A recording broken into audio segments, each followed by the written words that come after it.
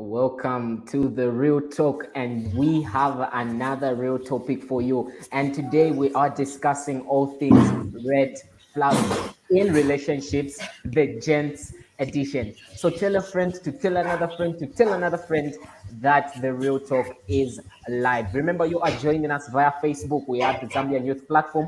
On Twitter, we are at the Zambian Youth Platform, and on our YouTube channel as well. We are discussing all things red flags in relationships. I am not alone on this lovely show. My sign language interpreter is Paul Kaunda. Thank you very much for joining us. And I am joined by the one and only Iga Kapambo. Iga, how are you doing? I'm fine, thank you, Jeremiah. How are you doing? I am lovely. Please introduce yourself. My name is Iga Kapambwe. Currently pursuing a bachelor's degree in the School of Law. So, simply put, I'm a law student. Um, Other than that, I'm a poet and also a mental health activist. I'm really passionate about the discussion around mental health and, also as diverse as relationships and relationship dynamics and how that might possibly affect mental health. And like every other man, I'm so much into men's mental health. Exactly. Beautiful. Yeah. Beautiful. Remember, we come to you every Friday at 2 p.m. Central African time and 3 p.m. Eastern African time. Remember, this is a Real Talk brought to you by the Zambian Youth Platform together with its partners. And today we are discussing red flags in relationships, the gents edition. So tell a friend to tell another friend. You can send us your questions, you can send us your contributions via Facebook, via Twitter, or YouTube. So to kick the ground running, red flag. What is a red flag, Rarity? Iga, what is a red flag?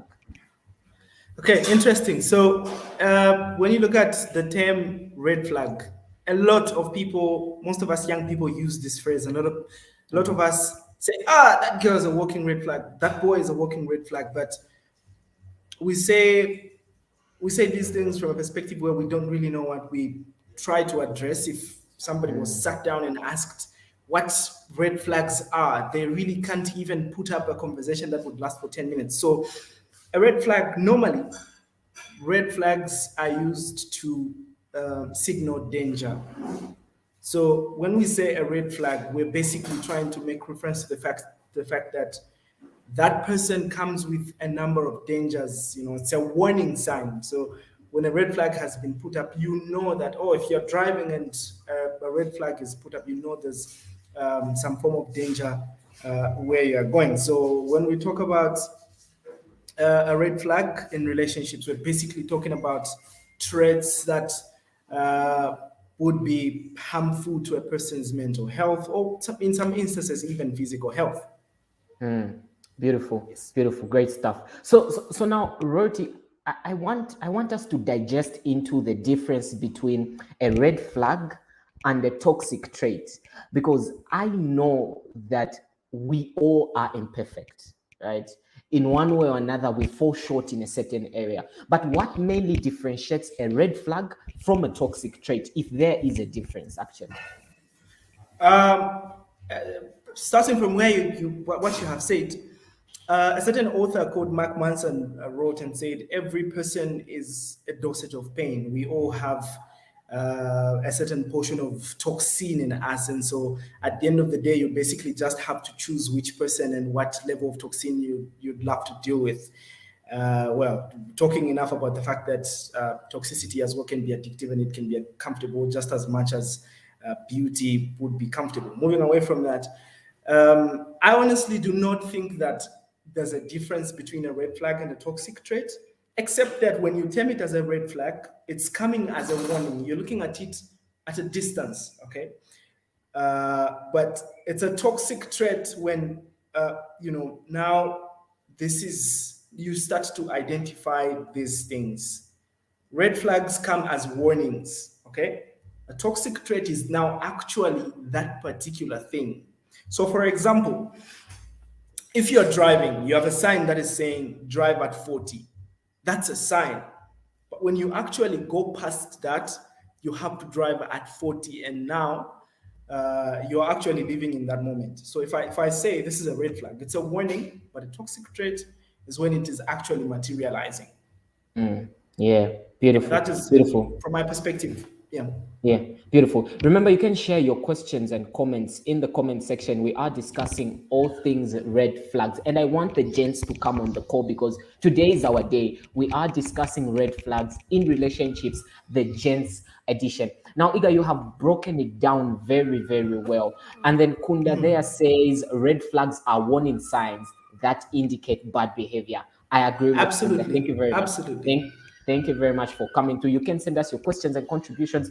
Now, Iga, if you ask me, I think that nowadays red flags are almost everywhere. I think it's harder to see the good in a person, and it's very easy to see the bad. Why do you think, especially among us as young people, these red flags are very evident? And you find that young people are very ignorant about it, right? They're not even bothered about it. They say things like, that's just the way I am. You can leave me if you like. Why do you think that is the prevailing situation at the moment?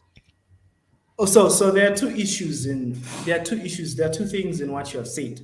Firstly, there's this issue of identifying red flags.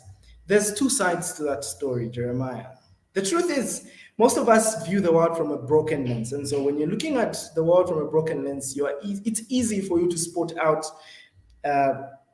wrongs in people. It becomes very much easy for you to sit down and say, that guy behaves in a certain way, and sometimes people genuinely behave a certain way and they don't have any malice attached to their actions. But because the last time, from your past experience, when somebody acted that particular way, it led to probably them cheating. And so it becomes easy. So I know this is sad, and a lot of people don't want to say this, but most of us are broken, and we don't want to admit that, which makes it even harder for us to fix ourselves, because I personally believe that the real fixing starts from within. Beautiful, beautiful. Yeah, I like that you have acknowledged the fact that we're living in a generation that is relatively broken. There are a lot of yeah, things that have gone bad. But yeah. in terms of identifying a red flag, I want you to speak more into how then do you identify a red flag as a gent when you are in a relationship with this beautiful manana, this beautiful pie. I learned a new word. I learned a new word, by the way, Okay, this week, okay. in terms of how Uh-huh. you describe a beautiful woman, lady. They said she's a mama. So Yeah, how then do you identify a red flag as a gent in a okay. relationship? Yeah. So I'll start with this. I'll teach you something today as well. Okay. So as a lawyer, when you're asked a question, it's very hard for you to answer uh, with an answer that is cast in stone. It usually you're mostly going to expect the answer. It depends. Okay, so that's one thing you're most likely going to hear. So why I brought that up is red flags will vary from person to person. So I would urge everybody to firstly start with identifying yourself. Okay, most of us have this identity crisis that we don't take time to, you know who we are, look into ourselves, introspect, and look at our vision, look at who you would want to be, look at what places you'd want to find yourself in, look at how you would want other people to speak about you. I had a conversation with a friend, and he said that that thing people say that no, I'll live my life not worrying about how people live. I mean, what people say about me is actually very detrimental to your own image. And if you're working to brand yourself, you must care what people say about you. You must care what people think of you. So when you do that, then now you have yourself here. Okay? You look at Ine, I want to be a peaceful person. For me, I don't want to curse when I'm having an argument with my partner. For me, I don't want to beat a person. I don't want to drink alcohol when I'm mad as a way of running away from my problems.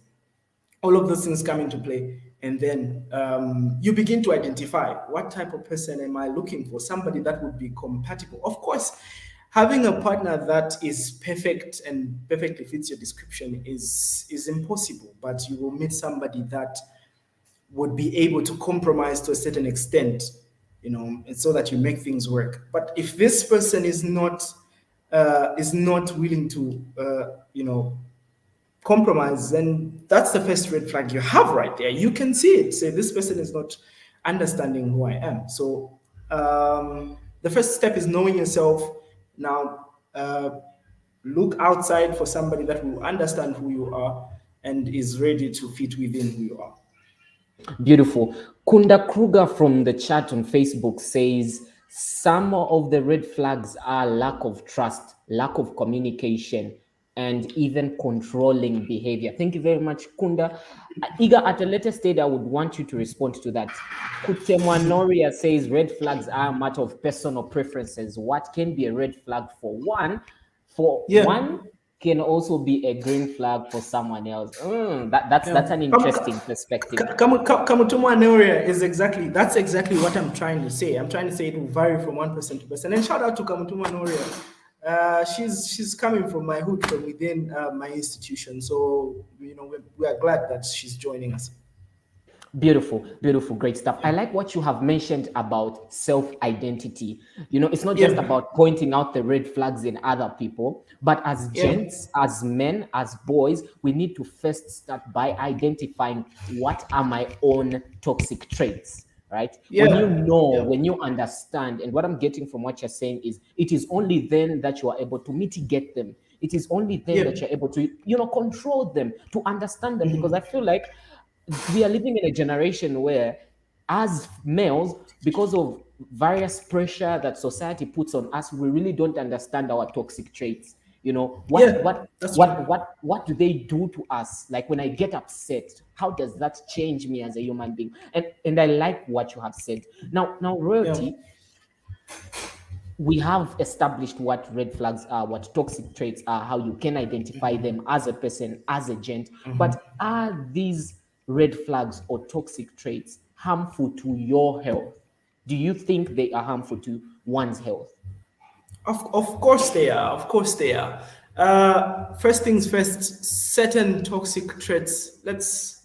In fact, red flags, you see somebody when they are angry and the first thing they do is hit a wall. Okay. So if this person can hit a wall and hurt their knuckles, what assurance do you have that when they get angry, they will not punch you? What assurance do you have that they will not pick up your phone and throw it down, cause you to have to buy another phone that's worth probably another 5,000, 6,000? We might speak about it from this abstract sense, but it goes even beyond that. So first things first, it's toxic traits are very much they're very much harmful to one's health, physical health, as well as mental health. And I'll speak a lot more about the mental health aspect because when you look at, firstly, how people enter relationships is we drag problems from our past relationships. See, so defining mental health itself, we say it is the state of the mind. It is how your emotions are being processed. It's your view of life. It's how you are able to socialize with other people. So that in itself, if you let it, you overlook it and you want to go, oh, so me, I'm in love and I'll let my heart decide what I want to do. I'll not think about the decision I'm making. You throw yourself right into the ditch. And now that begins to affect you. Certain times it might even deter your progress. In other situations, it might just basically change you. So it will generally affect how you view the world. And sometimes people that have got trust issues, sometimes even from relationships, you will find that even when I want to run a business, I'm unable to trust, a person that might give you a good deal, basically because what I've learned through life, I don't trust people, So it might affect you in so many ways. And that is the reason why we keep saying that as a young person, as a young man, that is, if you are like me, working to build yourself, working to grow a brand for yourself, you need to be very, very careful and introspect every now and then. And then another thing, Jeremiah, not to drag this answer, but another thing is normally when we find people that we claim to love, we do not think enough. Like we never give ourselves time and space to just look back on how have things been going, like look back. Normally it's just you will just be going and dragging it without even thinking, say, oh, okay, this person is actually causing more harm than good in my life. Beautiful. Great stuff. I would like, before I go to that,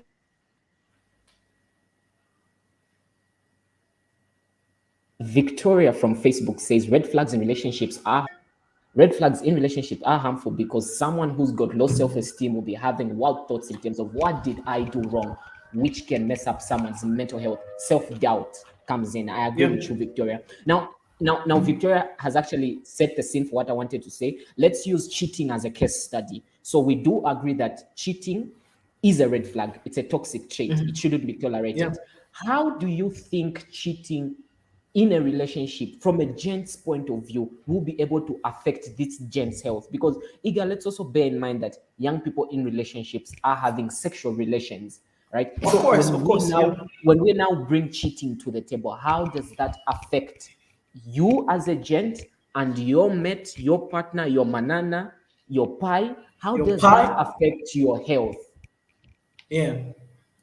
The first thing I'd love to ride on the first point that has been brought up. It causes low self-esteem. Um, you will find that you will just lose confidence, and you will feel like there's really not so much I can do. And then also it builds a thought of inadequacy within you. You will feel like you're not enough, and so that generally affects you. For some people, that the thing is also, people have got different mental capacity. This is one thing we have to also highlight. People have got different mental capacity, and so while it may just be merely low self-esteem for one individual, for other people it might be anxiety. You'll find that even from within the relationship, when you say you have forgiven the person, you will just be feeling anxious, just expecting anything from this person.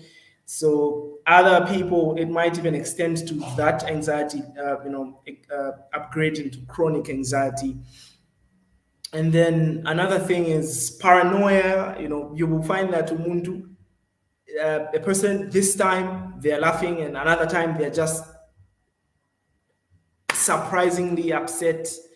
I know people are having sex. You have talked about that, and then so sometimes that might lead an individual to maybe being frustrated and might want to revenge and want, especially for gents, this is very common. This is very, very common. You'll find that a gent, when they're heartbroken, what they want to do is not to go down and just heal. We mostly want to go bounce back and break. If one girl broke your heart, you want to break 10 other hearts. But you don't know those people that you're gonna bounce back on. You don't know if any of those has got a sexually transmitted infection. You don't know which one of those, not to stigmatize, you don't know which one of those has got HIV, has got gonorrhea, has got whatever, name it. So you put yourself at risk of contracting any of those sexually transmitted infections. Beautiful, great stuff. Mark from the chat says, looking at what red symbolizes on the national flag, red means bloodshed. So when it comes to red flags in relationship, it simply means bad behavior, or rather fights, misunderstandings in relationships. We agree with you 100%. What I like about what you have said, Royalty, maybe before I get to that, Jackson from the chat says these red flags sometimes tend to let people change, and not in a good way, but bad. And they start mistreating their other partners as though they are nothing. Beautiful. Thank you very much, Jackson. Keep those comments, contributions coming. Remember, we are talking all things red flags in relationships, the gents edition. What I like about what you have said, Royalty, I think, and maybe this is also what is contributing to the high numbers of HIV in young people, is that Yeah. you find this young person, this young gent, fine looking boy who has a red flag. His red flag is cheating in this instance. And then you find that maybe he it because it's common nature amongst boys to have one or two girls. One is never cool, so you want to have three, four, five, six girlfriends. But imagine this Yeah. boy has HIV, and then he has four, five, six, seven girlfriends. So he's going to infect all of these people, and the train keeps going and going and going. This is why Rarity is saying it's important to identify what is your toxic trait before you even look outside. Identify what your toxic trait is, so that you're able to manage it, so that you're able to control it. Because if you That's do true. not, you will end up now going and infecting other people. Other toxic traits that we could talk about are things like lying, for example, right? Yeah. Miscommunication, the lack of trust, and willingness to change. There are certain people who are very, very defensive, right? They are Yeah. not open to negotiation, they are not open to dialogue, they are not open to, sitting down and having a conversation. And this is what we are seeing happen among young men, right? We are not open to, conversations. Let's speak. What's the problem? It's always about, going to drink or finding other sources of controlling your toxic trait. Yeah, for conversation's sake, Jeremiah, let's maybe take our time and discuss some of the red flags that most of us tend to ignore, especially. And then another thing is, I will mention this because it's very important. Before you get into a relationship with a person, in as much as you have known yourself, take time to get to understand the other individual. Take time to get to understand the other person. Pay attention for some of these things that we are going to mention as you look forward to dating a person. So, number one, there's just people that are negative. They are, their traits, their biggest trait is being negative. Out of every situation, they want to bring up something negative. And so you find that as the relationship is going, 2 weeks into it, you have a small fight and they're negative. Oh, I really doubt this relationship is going to work.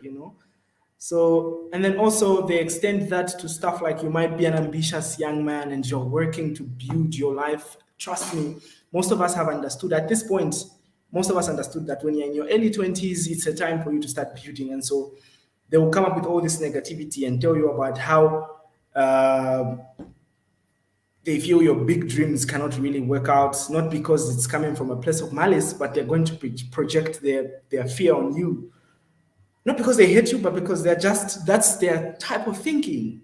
So you can't fix such a person. They also need time to understand and get over all that negativity before you can let them into your space and let them play such a big role as being a partner. There's rigidness. You try and talk to a person, make them understand, make them see something, and they're just so hard. There are people that, Jeremiah, are always right in relationships. Now, how are you always right? That baffles me, man. I don't understand that. And then there's also argumentativeness. Somebody just wants to fight all the time. They want to, fight and find an opportunity to just say anything to you. And then there's people that when they are arguing, they want to be disrespectful. They want to say all sorts of things to you. That's also a red flag. From afar, you should be able to say, okay, this person is a toxic person.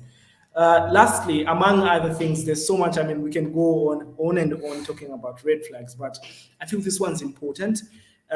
Impulsiveness in terms of making decisions. You'll find that a person makes a decision solely based off of their emotions. That's scary. Like, how do you, if you're angry, boom, boom, boom, you make a decision out of all that anger, all those emotions. You let the emotions control you. So lack of self-control in terms of how they make decisions. Also, when they are excited, they're sexually aroused, and if somebody can't control their, I mean, they can't control their sexual drive. You know that, oh, this person would cheat on me at any point. So it's stuff like that we tend to ignore.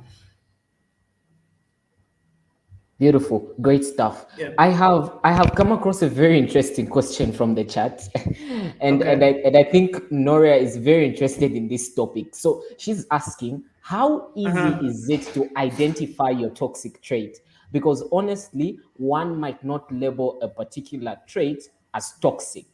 Now, what I'm thinking here is, Identifying your toxic trait is a process. It's a process of Yeah. self-identity. So as you identify your toxic trait, you're not just identifying your toxic trait. There are other things that you're identifying. It's more or less Yeah. like a SWOT analysis of some sort, right? So you Yeah. Yeah. identify That's your true. strengths, you identify your weaknesses, and it keeps on going and going and going, right? So Yeah. this is something that's not easy to do, by the way. And Noria, this Yeah. is why not a lot of people are doing it. If we're going to take a survey amongst the gents in Lusaka, for example, who are below 25, hypothetically, and ask them what is your toxic trait, they probably wouldn't know. And I think it's not important to know. But what we are saying here is that it is important to know your toxic trait, because that is the only way you could mitigate it, you could control it, you could perhaps guide it. It can't go away. It makes us who we are, but it's not an easy process, but it's a process that is worth it. And if you ask me, I feel like this process could even take a very, very long time. You could do this a Yeah. lifetime, because as you keep on exposing yourself to different environments, to different people, you keep realizing different things about yourself. So it's a process that keeps on going and going and going and going. So yes, it might not be easy to identify your toxic trait, but it is very, very important to identify your toxic trait. Now, Iga, I want us to speak Just to into add how. on, just to Yes. add on, Jeremiah, just to add on that point, I think to bring it home, to make it easier, let's look at it from this perspective. Yeah, the golden rule is that do unto others what you would want to be done unto you. So at any point, that will help you. So I think for me, that's what has basically helped me before I do anything. If I find myself in a relationship, I just look at myself and say, how would I feel if my partner did this? How would I feel if my partner said this to me? How would I feel if a person acted in this way? So identifying your toxic trait is being able to know that I would want this to be done unto me, but I don't give it out to other people. So if you don't do that, then that's a toxic trait. You know how you see how easy it may be sometimes. That's why we're talking about knowing yourself and identifying all these things about yourself, so that when you see that, oh, so I'm this type of person and I don't give out this, so you will be able to see that, oh, these are now some of my toxic traits. Yeah, beautiful. So we have established at this point that they are red flags, they are toxic traits. How you need to identify a toxic trait is go soul searching. Basically, just that. Go soul searching. You will find your toxic trait. You will be able to control it. Are red flags harmful to one's health? Yes, we have agreed. This Yeah. deteriorates your mental health. This also affects your sexual health. This is why we are seeing HIV all over the place, because people have toxic traits, people are cheating, people are unfaithful. We have established that. Now, at this point, Yes, sir. Royalty, let's speak into how to manage red flags or toxic traits. How do we manage them? Because we know that people are imperfect. People will always come with toxic traits, but how do we manage them? Okay, thank you so much, Jeremiah. I'm going to take a threefold dimension to managing those toxic traits that you will identify. Um, I'll look at it from a perspective where it's another individual, right? Okay. Firstly, before I get into the three, so management of toxic traits with yourself, okay? Beginning with yourself. So, firstly, identify and begin to take deliberate steps towards, you know, acting better. It's a thing of the mind. If you decide today that if anybody pisses me off, I'm not going to insult them. If my partner and I argue today, I'm not going to be abusive in terms of my words, because other people who abuse you physically, they will say something, they'll beat you, quite right. But there's also another form of verbal abuse. And you might be like me, who does not forget words. When you say something to me, I will stay a year and later on I'll remember. So try as much, not to be the person that you have identified as toxic. So make a decision within your mind and take deliberate steps. If that is not helping, talk to people that you trust and let them advise, because problem shared is problem solved. But just identify that particular person that you trust and say, boy, this is what I'm going through and I need help, that might help. But coming to a situation where it's another person, that the person that you're with in the relationship, number one, communicate. I believe there's so much power in communication, and that is the reason why Zambian Youth Platform is, creating platforms such as this one and calling on young people like me to sit down and communicate and discuss all these issues. It's because there's so much power in communication. There's so much power in getting out there and speaking about some of these issues. So communicate, but in communicating, your approach matters. Okay, you have to be very careful in how you speak. Look at the atmosphere. How is this person looking emotionally today? Because I might be having a bad day, I'm upset, and you're able to see clearly that I'm upset, and then you come and tell me, you, the way you do, you like abusing me. So now that angers me even more. So identify the atmosphere within which you're communicating, pick the right words, except that mostly when you rehearse, it's not the actual words that we rehearse that we get to say, but at least it's close to that. So pick the right words, and do not just speak for the sake of speaking. Also, be ready to listen. Give a platform for this other person to also air the views out, because normally, mostly we are very judgmental individuals, such that you just, off your prejudice, you conclude. So in communication, what I mean, it's just the important, what I'm basically trying to say is there has to be a dialogue. And if the other person is not starting that conversation, you should be the one to start it. The second one is set boundaries. If you see that involving yourself as much in a person's life is bringing a certain level of danger, and they're harming you mentally, and you've communicated, you've said as much as you can, and it's not working, I think it's important that you set barriers. You begin to see, I can only go as far as this for this particular individual. I can only do as much for this person because I've tried my best. I've communicated, and they're not putting my feelings into perspective. They're not attaching any form of importance to my feelings and my views. So set boundaries for the sake of your mental health, your physical health, your sexual health. I mean, at the end of the day, if you find yourself sleeping with more than one person, it will be you that will get affected. It will be you that will have to, whose funeral we will have to attend. So set boundaries. The third thing is, if you see that it's getting out of hand, seek help from other people. If you can't talk to people close to you and you feel you'll be judged, which I don't think anybody should be judging people. I mean, are you God? So all those things come into play. So seek help from people, and that doesn't bring any results. There's organizations. That's where now we have Zambian Youth Platforms coming in. We have people like Jeremiah there. We have toll-free lines. Organizations are really coming up. And also, I have to mention that when we come to the law, we have systems such as the Victim Support Unit.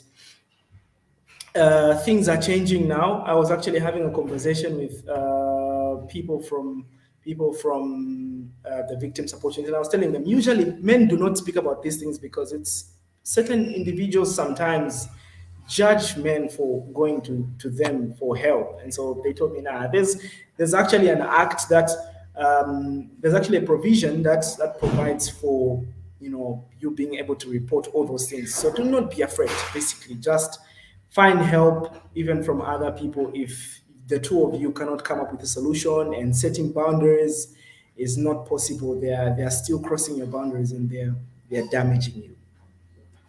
Beautiful, great stuff. And I just wanted to add that as a way of managing toxic traits, it's very important to visit health facilities to seek information and services.